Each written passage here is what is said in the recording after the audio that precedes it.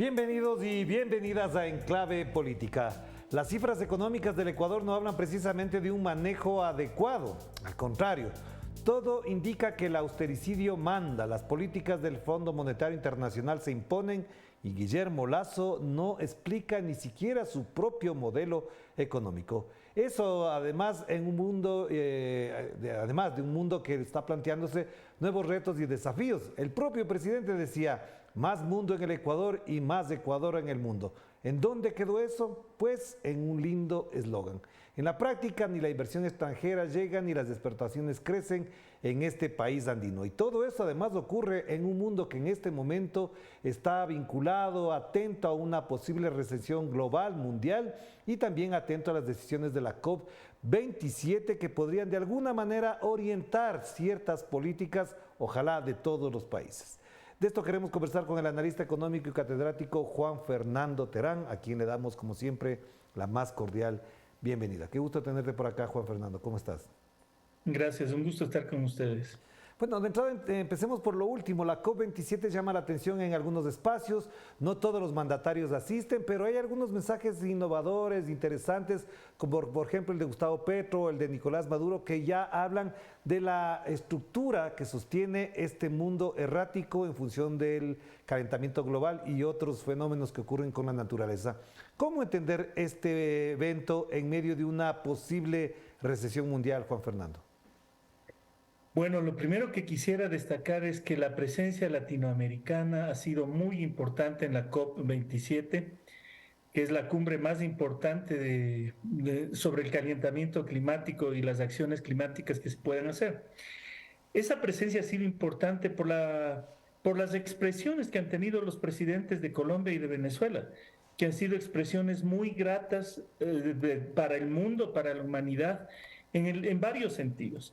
Recuerda que todo esto está enmarcado en el proceso de defensa de la Amazonía, que en realidad es un ecosistema muy importante para la humanidad. Es un regulador térmico global y eso no es cualquier cosa. No es precisamente el pulmón del mundo, es un regulador térmico global. Si la Amazonía desaparece como tal, los problemas se van a amplificar mucho más de lo que ya están sucediendo. Y en este contexto, las expresiones del presidente venezolano Nicolás Maduro de defensa clara de la Amazonía, que están seguidas y acompañadas por las expresiones de Gustavo Petro, que también felicita la presencia futura de Brasil en este empeño universal por salvar al planeta. Me refiero a la presencia con Lula da Silva cuando ya asuma la presidencia, han sido muy importantes. Se ha destacado claramente que el problema no es natural, ya sabemos que no es un problema natural, es un problema inducido por el capitalismo y por su forma de consumo. Y aquí quiero recordar y enfatizar las palabras del presidente Maduro cuando dijo precisamente eso, tenemos que transformar las formas de consumo. Y esto empieza desde casa, aunque suene tonto decirlo, porque no se puede comprar 5 o 6 celulares al año, por favor. Eso implica una serie de cosas que son un problema social y ambiental, porque esos celulares salen de los minerales que se explotan en el África con la presencia de empresas extranjeras y empresas europeas, que son las que siguen considerando al continente como que fuera su patio trasero. Entonces, ver las formas de consumo, transformar la producción capitalista que tenemos de este rato, no es un eslogan vacío, es algo que debemos hacer, es necesario que lo hagamos. Pero Juan Fernando, acabas de tocar este tema que es fundamental. La Amazonía es un territorio, una zona, una geografía que involucra casi a todos los países de América del Sur, salvo Chile, si no me equivoco. Todos están conectados de una u otra manera con la Amazonía. Frente a eso, América Latina, ¿cómo debería comportarse? ¿Cuál debería ser el comportamiento político de los líderes de todos los países, más allá de su ideología? Durante la última década ha sido la década perdida. Esa ha sido la década perdida. Porque estuvo en el poder gente como Bolsonaro y está en el poder gente como Guillermo Lasso en el Ecuador. Países que son del Tratado de Cooperación Amazónica, como Ecuador, Brasil, Colombia, también estuvo el infame presidente de Colombia, el anterior Duque, esos países no han hecho absolutamente nada. Cuando más se ha complicado el problema ambiental, hemos tenido gobiernos de derecha que por supuesto solo están privilegiando sus intereses y no piensan más allá de sus narices. Ha sido perdida la última década.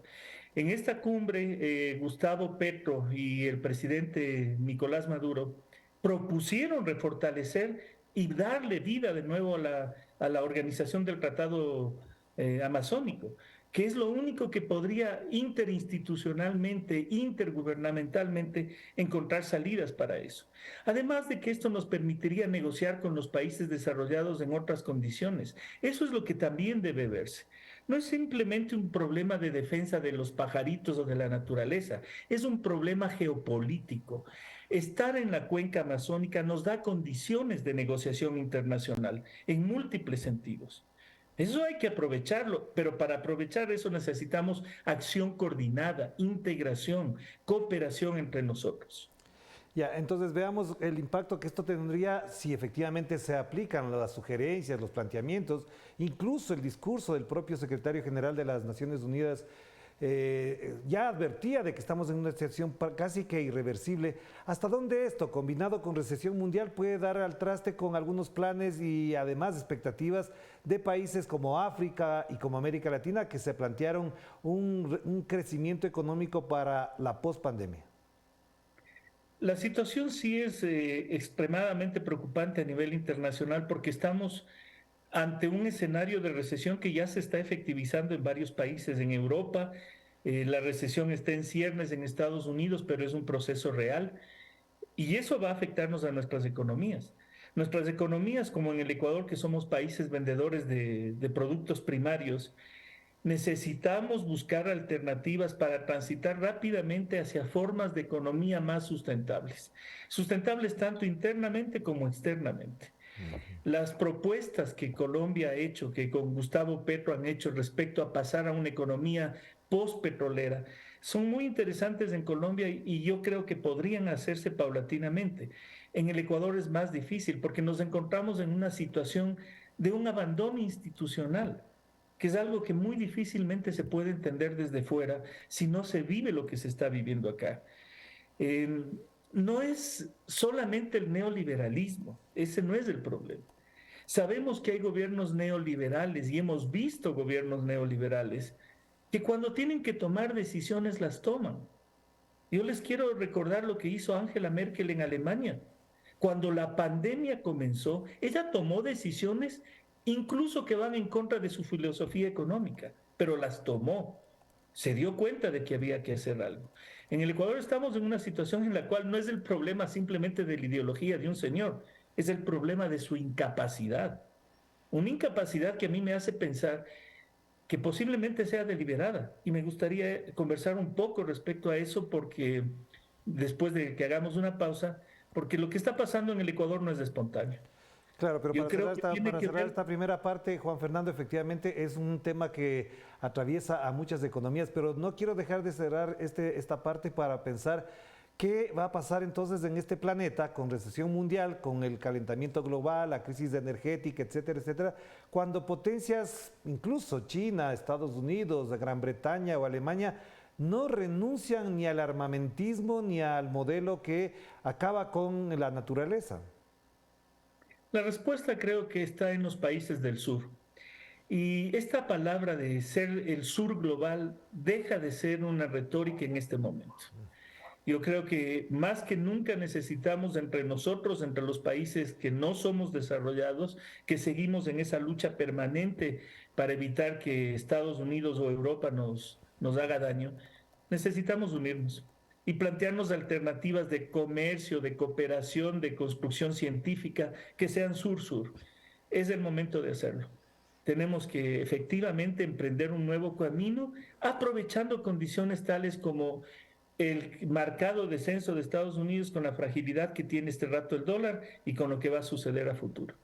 Ya, entonces la última pregunta de esta primera parte, Juan Fernando. En función de eso, ¿cómo miras la perspectiva de una convergencia del sur con presidentes como Lula, como Petro, como Nicolás Maduro o Alberto Fernández, que teniendo países grandes, de economías sólidas, en función de la lógica que se vive en la región con respecto a otras partes del planeta, podrían generar un polo de discusión, de desarrollo, de integración y sobre todo de otro modelo de desarrollo y de integración misma? Aquí quisiera recordar una cosa que una vez me dijo un profesor cuando yo era estudiante de economía. Hay dos grandes países en Sudamérica que transforman las cosas. Uno es el Brasil y el otro es Venezuela. Los dos países tienen tal potencia y tal capacidad económica que está ahí, que son los que han movido los procesos de integración. Si uno hace historia y si uno observa cómo surgió la Comunidad Andina de Naciones, cómo surgieron los proyectos como UNASUR, esos dos países son fundamentales.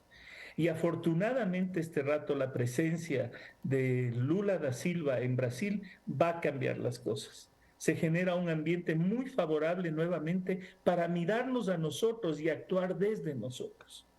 Y repito, tenemos dos grandes países, dos grandes naciones, que es Venezuela y Brasil, que en múltiples sentidos pueden ser los polos de esa articulación. A eso súmenle el caso de Colombia. Colombia tiene una conducción magistral desde la presidencia y eso hay que aprovecharlo.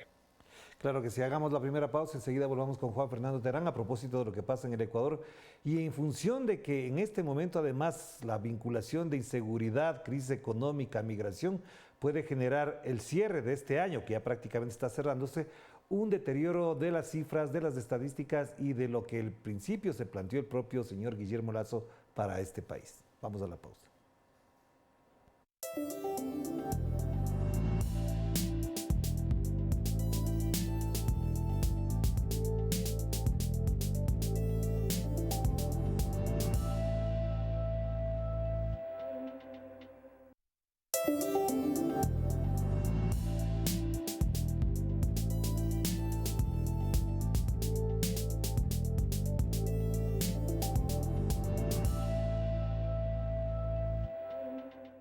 Estamos de vuelta aquí en Enclave Política, seguimos conversando con el analista económico y catedrático Juan Fernando Terán. Juan Fernando, la situación del Ecuador en cuestión de cifras es muy lamentable. La ejecución presupuestaria, por ejemplo, es pero muy precaria. Varios analistas y expertos en el manejo presupuestario dicen que si el presidente no gasta, no sabemos de qué modelo estamos hablando, porque una de las cosas que incluso los propios neoliberales hablan es de que hay que gastar, no importa dónde, pero hay que gastar porque si no la plata se queda ahí. Esa poca ejecución presupuestaria, la reserva monetaria, los acuerdos con el Fondo Monetario Internacional, ¿cómo van a poner al Ecuador al cerrar este año 2022? Mira, la situación puede... Empecemos por la situación fiscal. ¿Por qué está pasando lo que está pasando?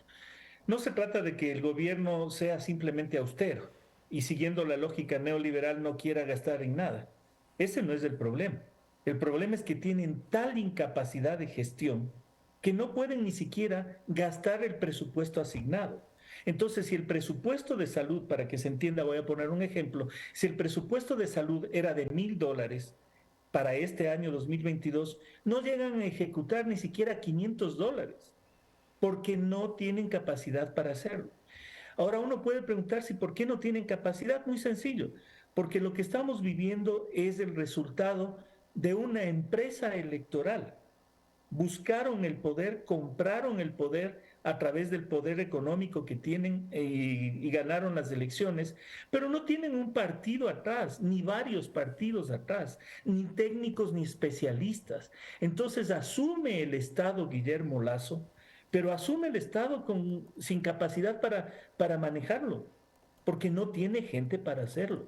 Por eso es que no hay ejecución de la partida presupuestaria. Entonces, no es simplemente un problema de las locuras neoliberales, es un problema también de esa incapacidad resultante de que esto fue una aventura electoral de un señor que es narcisista, y lo digo de frente, que lo que quiso es tener el poder y ahí tiene el poder. ¿Y ahora para qué? Para hacer sus negocios. Entonces, esa es una primera cosa que hay que entender. Por eso es que, al margen de eso, si hay reducciones presupuestarias para el próximo año, es peor, la situación es más dramática. Y las reducciones presupuestarias son en aquello que intuitivamente alguien neoliberal cree que es lo que hay que reducir. ¿Y qué es lo que hay que reducir desde esa lógica? Educación y salud. Entonces, paradójicamente, dicen que quieren fomentar el cambio en este país y generar una economía diferente, y lo que hacen es reducir el presupuesto en educación y a nivel universitario, de donde salen los técnicos que manejan el aparato productivo. Entonces es una situación realmente grave porque eh, se combina la ideología, el narcisismo de una persona y la incapacidad de toda una clase política. Pero ahí te planteo un tema porque es clave. El presidente habla, por ejemplo, de una inversión de 1.200 millones de dólares en la seguridad y para el presupuesto del 2023 le baja 6 millones. El ministro de Bienestar Social dice, o de Inclusión Económica, como se lo conoce ahora, dice que son 13.200 millones de dólares en inversión social, pero cuando uno revisa bien las cifras, él confunde inversión social con gasto corriente, es decir, mezcla dos categorías completamente distintas. Y al mismo tiempo, lo que acabas de mencionar, 35 millones de dólares menos en el presupuesto para 5 o 6 universidades que son fundamentales porque son de carácter público. ¿Esto qué implica en perspectiva del 2023? Que la crisis económica se va a ahondar, porque de natural ya estamos en un proceso, nunca nos hemos recuperado. Los últimos 5 o 6 años han sido gobiernos de derecha, manejados por los banqueros, que no han tenido una política económica clara. No nos hemos recuperado de la pandemia y con todo lo que se viene, de lo que está sucediendo en Europa, la caída de la demanda europea, la caída de la demanda norteamericana, debido a la recesión que se viene, esto va a ser dramático porque no vamos a tener a quién vender las cosas y no vamos a tener la producción necesaria para vender las cosas. Porque al disminuir lo que es presupuesto en educación o en salud, se alteran las condiciones de producción más básicas, se altera aquello que permite el crecimiento a largo plazo. Entonces es una situación realmente lamentable. Pero mira, el problema no es de cifras, nunca hay que ver la economía solo a través de las Uh -huh, cifras. uh -huh. En el segmento anterior yo te decía que esto no es espontáneo. Y para que nuestra audiencia entienda lo que está sucediendo, quiero plantear algo que no es broma, no es una metáfora. Uno se despierta para ver cuántos muertos hubieron en la noche anterior. Ese es el Ecuador de este instante. Un Ecuador en el cual las noticias internacionales o nacionales son los números de muertos debido a esta supuesta guerra entre pandillas, al crimen que está desatado en el país. Eso es lo que se está viviendo en este instante. Algo que no se vivía. Esto no era Colombia, esto no era Haití, esto era el Ecuador. Pero en el último año pasa esto. Y a mí me late, y yo tengo toda la impresión de que esto es deliberado por lo siguiente. Si tú me preguntas esto de qué es indicador, yo te diré que es indicador de dos cosas. Primero, de que Brasil va a cambiar las cosas y Estados Unidos está viendo que ha perdido al Brasil geopolíticamente. Y segundo, esto es indicador de que viene la paz en Colombia. Y se viene con Petro. Cuando pierdes el Brasil geopolíticamente, cuando pierdes Colombia geopolíticamente, necesitas crear un enclave de control en Sudamérica. Y ese enclave de control en Sudamérica va a ser Ecuador. Estados Unidos está apostando a trasladar su control geopolítico nuevamente hacia el Ecuador, como había en la época de la base de Manta, y que eso era apenas un inicio. Ahora sí tiene mucho sentido controlar el Ecuador, porque no estás, es el único país que no está inmerso en una lógica de gobiernos progresistas en Sudamérica. Pero ahí Y es la ocasión en la cual se puede hacer esto. Pero claro, ahí te planteo la otra cosa. No es lo mismo una economía, un país, una nación de la fortaleza de Colombia que la de Ecuador o la de Brasil, por supuesto.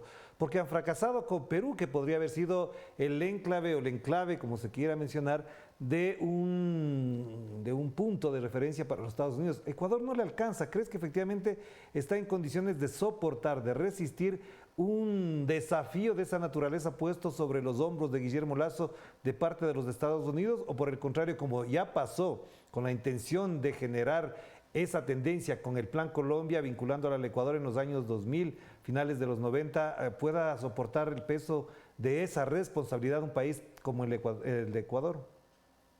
A ver, para que se me entienda la idea, quiero explicar esto. ¿Qué pasa si si en Colombia hay paz? Pónganse a pensar eso. ¿Qué pasa si se logra la paz y si efectivamente se consolida?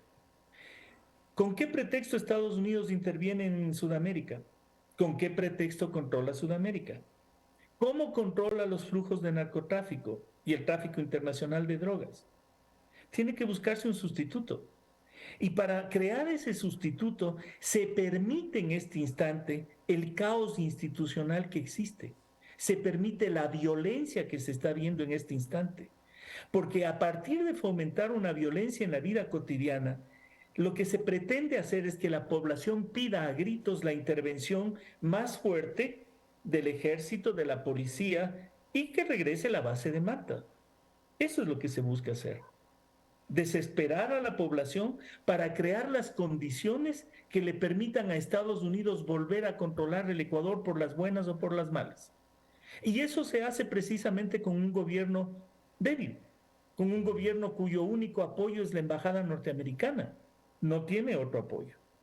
Ajá. Esta situación de que es deliberado se nota por una sencilla razón, es decir, si nos ponemos desde el punto de vista de un imperio racional, de un imperio responsable, al imperio le interesaría controlar lo que está pasando, pero no lo hace. El imperio sabe quiénes son los narcogenerales y lo dijo. Fue la embajada norteamericana la que dijo que hay narcogenerales en el Ecuador. ¿Y por qué no los depuran? ¿Por qué permiten que siga el caos? Entonces yo creo que es crear las condiciones institucionales para generar un enclave geopolítico de control en el Ecuador. Porque, repito, la paz se viene en Colombia y solo así se puede entender que nos estén trasladando todo el conflicto hacia acá, física y psicológicamente, para que la población pida a gritos, repito, el regreso de una base norteamericana. Pero al mismo tiempo esto coincide con un deterioro, por ejemplo, del bloque social y popular que en el paro, en el levantamiento popular e indígena de junio no alcanzó los objetivos que se planteó. Por el contrario, parecería que fue un momento crítico, pero después recuperó oxígeno y eso tampoco le sirve de mucho al movimiento social y popular, a la oposición, porque mantiene el poder ahora con asesoría israelita, con el apoyo de la Embajada de los Estados Unidos. Entonces, ¿en qué panorama social y político nos encontramos si ni siquiera el movimiento social está activado? Me olvidaba de una cosa antes de pasar a este tema. Se acercan elecciones subnacionales en el país, elecciones donde se van a elegir alcaldes y prefectos. En estas elecciones estamos a apenas 2 o 3 meses máximo de esas elecciones.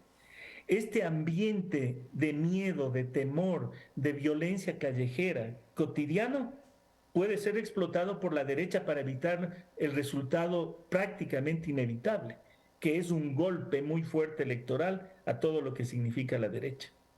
Entonces, fomentar el caos, fomentar este relajo cotidiano, es algo que va a permitir posicionar a aquellos candidatos que lo único que pueden ofrecer es la retórica de la seguridad, porque no tienen nada más que ofrecer. Aquí, por ejemplo, yo quiero recordar una cosa que es muy importante.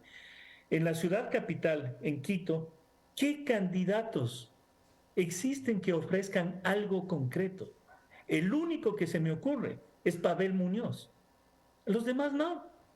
Los demás absolutamente no dicen nada.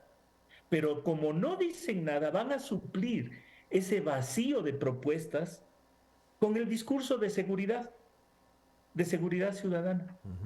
Y repito, eso se nota en una ciudad grande como Quito, donde no hay, salvo un candidato, que alguien que proponga algo concreto para crear una economía, una sociedad distinta en Quito. Entonces, esto es deliberado. Los caos de esta naturaleza no se generan así. Mira, a veces se torna un poco delicado hacer comparaciones, pero yo creo que la situación ecuatoriana se aproxima mucho a la situación de Haití y se aproxima deliberadamente. Cuando tú observas que en la mañana dicen que van a hacer un estado de emergencia que ya se vive prolongando durante varios meses y en la tarde tienes muertos en cantidades en una cárcel, bueno, algo está pasando, ¿no? Esto no puede ser así de espontáneo. Gracias, Juan Fernando, muy amable por atender esta invitación. Evidentemente el tema da para más, pero efectivamente también hay otros elementos que podríamos analizar más adelante, para lo cual te estaremos invitando también. Un abrazo a la distancia, que estés muy bien. Gracias. Gracias a Juan Fernando Terán a propósito de la situación mundial y a propósito también de la COP27, cómo se ve, se evidencia esta realidad en el Ecuador. Grave situación por la que atraviesa la sociedad ecuatoriana y también la naturaleza de este país. De esto seguiremos hablando. Chao, chao.